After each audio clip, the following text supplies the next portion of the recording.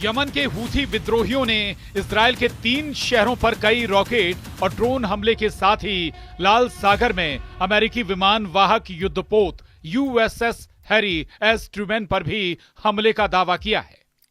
उनके सैन्य प्रवक्ता याह्या सारिया ने हूथी द्वारा संचालित अल मसीरा टीवी पर प्रसारित एक बयान में शुक्रवार को कहा, गाजा में हमारे भाइयों के खिलाफ हाल के नरसंहारों के जवाब में हमने 4 क्रूज मिसाइलों का उपयोग करके इजरायल के दक्षिणी बंदरगाह शहर इलियट में महत्वपूर्ण लक्ष्यों को निशाना बनाया है। एक समाचार एजेंसी की रिपोर्ट के अनुसार सारिया ने कहा कि उनके समूह ने इजरायल के शहरों तेल अवीव और अश्कलोन में अन्य महत्वपूर्ण ठिकानों को भी निशाना बनाया है।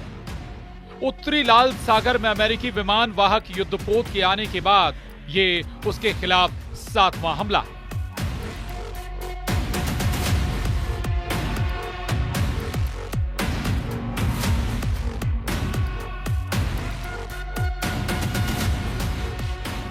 सारिया ने कहा, हम अपने देश के खिलाफ किसी भी घटनाक्रम या अमेरिकी इजरायल तनाव के लिए खुद के तैयार रहने की पुष्टि करते हैं। हम गाजा में स्थिति की निगरानी करना जारी रखेंगे और यदि दुश्मन इजरायल युद्ध विराम समझौता को तोड़ता है या गाजा में फिलिस्तीनी लोगों के खिलाफ हमले को आगे बढ़ाता है तो हम उचित विकल्प अपनाएंगे। बता दें कि इजरायल और हमास के बीच रविवार 19 जनवरी से युद्ध विराम समझौते का पहला चरण लागू हुआ। इससे कुछ घंटे पहले टीवी पर प्रसारित अपने भाषण में बेंजामिन नेतन्याहू ने कहा कि युद्ध विराम अस्थायी है और इजरायल गाजा पर फिर से हमला करने का अधिकार रखता है। उन्होंने कहा कि इसके लिए उन्हें अमेरिका के राष्ट्रपति डोनाल्ड ट्रंप का समर्थन भी हासिल है। युद्ध विराम समझौता होने के बाद भी नेतन्याहू को कई स्तर पर दबाव का सामना करना पड़ रहा है, जिसमें बंधक बनाए गए सभी लोगों की रिहाई की मांग करने वाले हजारों लोग भी शामिल हैं। मतलब यह है कि गाजा का बारूद अभी ठंडा नहीं पड़ा। लेबनान की तबाही बदस्तूर जारी है। सीरिया में भी विद्रोही लड़ाकों का खूनी संघर्ष थम नहीं रहा।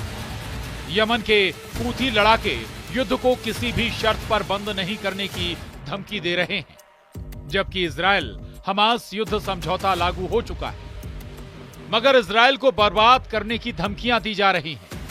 हूथी टॉप कमांडर हो या फिर ईरान के सुप्रीम लीडर, तुर्की के राष्ट्रपति हो या फिर कमांडर जुलानी, किसी को इजरायल की पीस पॉलिसी पर यकीन नहीं। आखिर इसकी वजह क्या है? क्या प्रेसिडेंट ट्रंप की धमकी के बाद भी खाड़ी में बारूदी घमासान खत्म नहीं होने वाला? कम से कम ईरान तो पीछे नहीं हटने जा रहा। ईरान के समर्थित फाइटर ग्रुप भी पीछे नहीं हटने वाले। इसका ऐलान हूथी कमांडर अब्दुल मलिक अल हौथी ने कर दिया। कमांडर मलिक ने इजरायल से युद्ध जारी रखने का ऐलान दोहराया।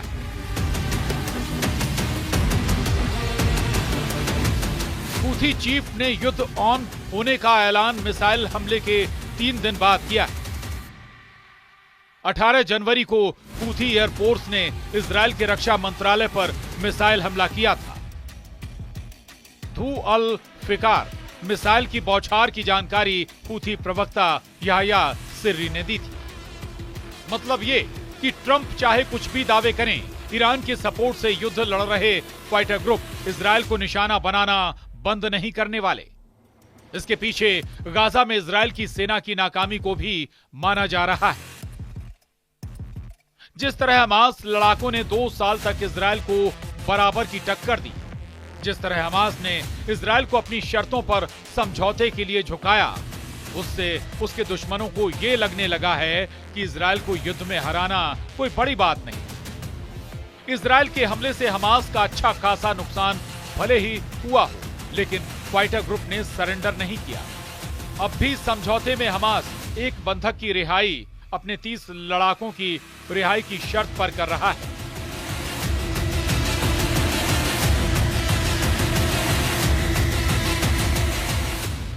जिसे देखते हुए ईरान के समर्थन में युद्ध लड़ने वाले सभी फाइटर ग्रुप इजरायल से युद्ध जारी रखने के लिए डटे हैं। मगर सुपर पावर अमेरिका ईरान की इस चाल की गांठ तलाश चुका है। प्रेसिडेंट ट्रंप, ईरान और तुर्की दोनों पर नकेल कसने के लिए एक ही फॉर्मूला इस्तेमाल करने जा रहे हैं। पीएम नेतन्याहू ने ट्रंप को शपथ लेने के बाद जो बधाई संदेश भेजा, उसमें इस फॉर्मूले का ट्रेलर भी था। अब्राहम अकॉर्ड ये वो ट्रंप कार्ड है जिसे डोनाल्ड ट्रंप दोबारा से चलने जा रहे हैं, जिससे न सिर्फ इजरायल को मजबूती मिलेगी, साथ ही उसके दुश्मनों की धुकधुकी भी बढ़ेगी। ट्रंप इजरायल और सऊदी अरब में डील कराकर खाड़ी देशों में पावर बैलेंस बदलने जा रहे हैं। ट्रंप ने यह साफ कर दिया है कि वो किसी भी तरह के युद्ध को रोकने का मिशन ऑन कर चुके हैं। खाड़ी युद्ध संकट का the end Trump Abraham accord में सऊदी को शामिल कराकर कर सकते हैं। प्रेसिडेंट ने अपने पहले कार्यकाल में इस प्लान से अरब देशों से इजरायल की दोस्ती करवाई थी।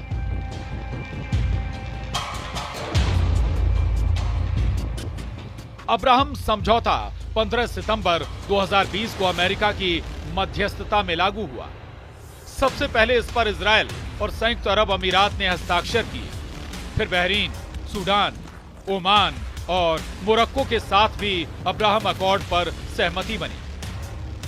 अब ट्रंप दोबारा इस अकॉर्ड पर सऊदी अरब को राजी करने की कोशिश में जुट सकते हैं।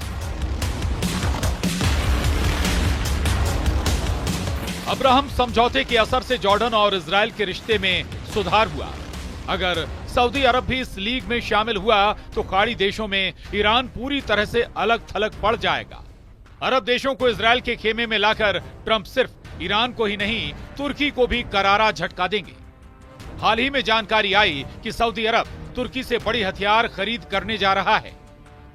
तुर्की से 100 के करीब कान फाइटर जेट की डील इसलिए अहम है क्योंकि सऊदी अरब ने पहले अमेरिका के F-35 जेट खरीदने की पहल की थी।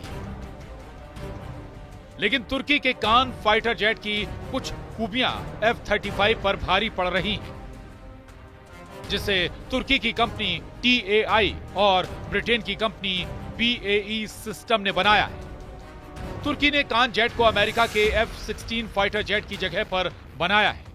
तुर्की को इसकी जरूरत इसलिए पड़ी क्योंकि साल 2019 में अमेरिका के F-35 जेट प्रोग्राम से तुर्की को आउट कर दिया गया।